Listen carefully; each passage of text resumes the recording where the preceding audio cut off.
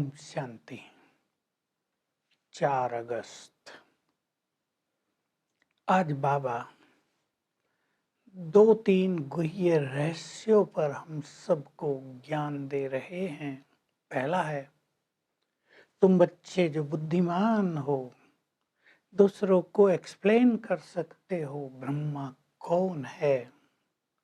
क्योंकि बाबा को जब ब्रह्मा की जगह बैठा देखते हैं तो लोग वाद विवाद करते थे। बहुत कहते थे तुमने अपने दादा को ब्रह्मा क्यों बनाया। पर हमें ये बात बहुत अच्छी तरह एक्सप्लेन करनी है। ब्रह्मा को ऊपर दिखाते हैं, दाढ़ी वाला दिखाते हैं, बुजुर्ग दिखाते हैं, अर्थात वो मनुष्य था, क्योंकि देवताओं को दाढ़ी नहीं होती। मनुष्य था तो मनुष्य सूक्ष्म वतन में नहीं होता, यहाँ होता है। गीता में भी है, शास्त्रों में भी है। ब्रह्मा ने यज्ञ रचा, ब्राह्मणों के द्वारा रचा। तुम लौकिक ब्राह्मणों से पूछ सकते हो, वो मानते हैं हम ब्रह्मा की वंशावली हैं। तो कब थे ब्रह्मा, कौन थे ब्रह्मा, कैसे तुम उनकी वंशावली हो, ब्राह्मणों को ये पता नहीं। लेकिन हम जो ब्रह्मा के बच्चे बन गए, वो इस राज को बहुत अच्छी तरह जान गए हैं कि परमात्मा निराकार है। उसको नई सृष्टि रचने के लिए साकार तन चाहिए। अब साकार तन वो किसका ले, बुजुर्ग तन चाहिए ताकि वो सबको बच्चे कह सके। तो जो आत्मा श्री कृष्ण की थी वही जन्म लेते लेते लेते जब अंत में आती है तो भगवान उनके तन में प्रवेश करते हैं। उनका नाम रखते हैं प्रजापिता ब्रह्मा, और वे अपने मुख से ज्ञान देकर तुम ब्राह्मणों की रचना करते हैं। तो ब्राह्मण ही सर्वश्रेष्ठ गाए जाते हैं, देवताओं से भी श्रेष्ठ। लेकिन आजकल के जो कलयुग में रहने वाले ब्राह्मण हैं वो तो श्रेष्ठ नहीं हैं। लेकिन जो ब्रह्मा की संतान हैं वो देवताओं से भी श्रेष्ठ है। तो ब्रह्मा कब होता है, कलयुग के अंत में, जबकि सतयुग की स्थापना करनी होती है परमात्मा को, तो उनके तन का आधार लेकर स्थापना करते हैं, क्योंकि निराकार को साकार मीडियम चाहिए। तो ब्रह्मा पर तुम बहुत अच्छी तरह एक्सप्लेन करो ताकि लोगों के मन में जो भ्रम है वो मिट जाए। और फिर तुम बताओ ब्रह्मा ही कैसे विष्णु बनते हैं, और विष्णु जन्म लेते लेते फिर कैसे ब्रह्मा बन जाते हैं। दूसरा राज आज बाबा बता रहे हैं कि श्री कृष्ण को प्रिंस कहते हैं, तो जरूर उसका बाप राजा होगा। अब कलयुग में ये सब कैसे, कलयुग में तो राजा रहे नहीं। तो बाबा कह रहे ये बड़े गुह्य रहस्यों की बात है, अभी बाबा नहीं बताएंगे, तुम्हें साक्षी होकर देखते चलना है ड्रामा को। समय अनुसार बाबा सारे रहस्य खोलते जाएंगे। पहले ही बता दे तो खेल आर्टिफिशियल जैसा लगे।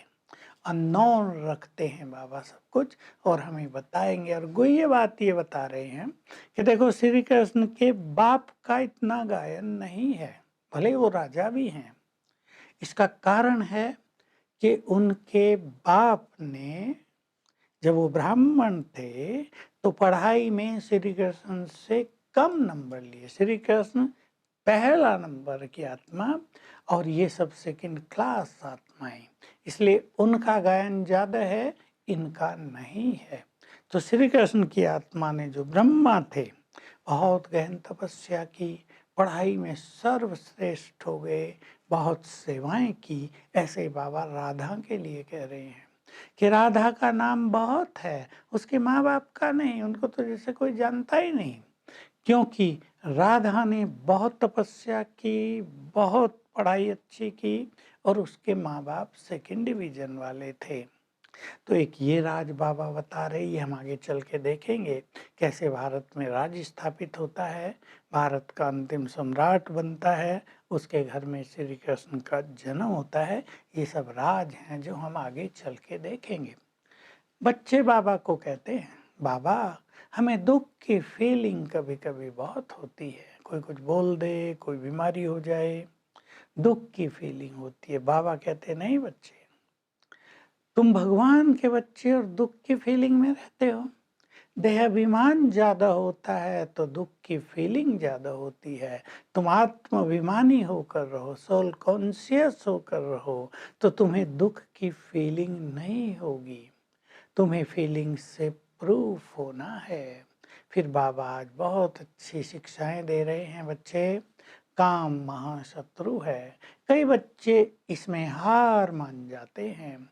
तुम्हें हार नहीं मानना है। मान सारा प्योरिटी का है। सन्यासी भी जो पवित्र रहते हैं उनका बहुत मान है संसार में।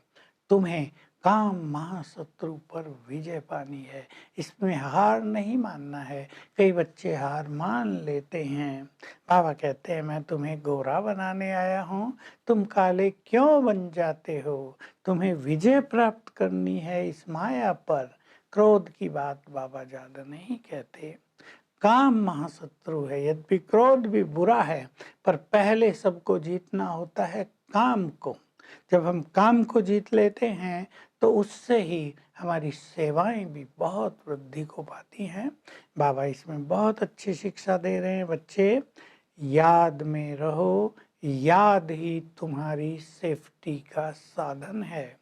जो बच्चे याद में नहीं रहते, टाइम वेस्ट करते रहते हैं, देहाभिमान में रहते हैं, तो उनकी सेफ्टी नहीं होती और माया कहीं ना कहीं से उन पर वार अवश्य कर लेती है। तो तुम्हें बहुत स्ट्रांग बनना है, महावीर भी बनना है, श्रेष्ठ योगी भी बनना है, ताकि तुम्हारी सेफ्टी रहे सदा ही। और श्री कृष्ण के इन रहस्यों को समझना है। नंबर 1 आत्मा, लेकिन ब्रह्मा रूप में उसके ही तन में परमात्मा प्रवेश करते हैं। ये बहुत सहज भाव से, बहुत गुह्यता से सबको समझाना है। आज की मुरली का वरदान है, तुम्हें किसी भी कारण से कभी दुख की सूक्ष्म लहर भी नहीं आनी चाहिए। ऐसे सुख स्वरूप तुम्हें बनना है। तो मंत्र ले लो मनमना भव का। जरा भी दुख की बात आए, मंत्र में स्थित हो जाओ, दुख समाप्त हो जाएगा। परिस्थिति कैसी भी हो, शरीर की बीमारी हो, माया कोई वार करे, कोई और दुख भरी बातें आ जाएं, लेकिन तुम्हें दुखों से परे सदा सुख संपन्न स्वरूप में रहना है। स्लोगन है, पुरुषार्थ में दृढ़ता की विशेषता हो, यानी बहुत दृढ़ संकल्प के साथ हम पुरुषार्थ करें तो प्रत्यक्षता समीप आ जाएगी। तो आज सारा दिन हम एक अभ्यास करेंगे। ब्रह्मा बाबा को सामने इमर्ज करेंगे। शिव बाबा परम धाम से नीचे उतरते हैं। डिवाइन लाइट उनके तन में प्रवेश कर लेती है। ऐसे ही मैं भी आत्मा ऊपर से आई, इस तन में अवतरित हो गई, भ्रकुटी की कुटिया में बैठ गई। मैं इस देह की मालिक हूँ, आंखों द्वारा देख रही हूँ। ये अभ्यास बार बार करेंगे तो बहुत अच्छी स्थिति बन जाएगी। Om Shanti. To watch Peace of Mind channel videos on YouTube, subscribe us on youtube.com/tvpeaceofmind. Just a click for a peaceful life.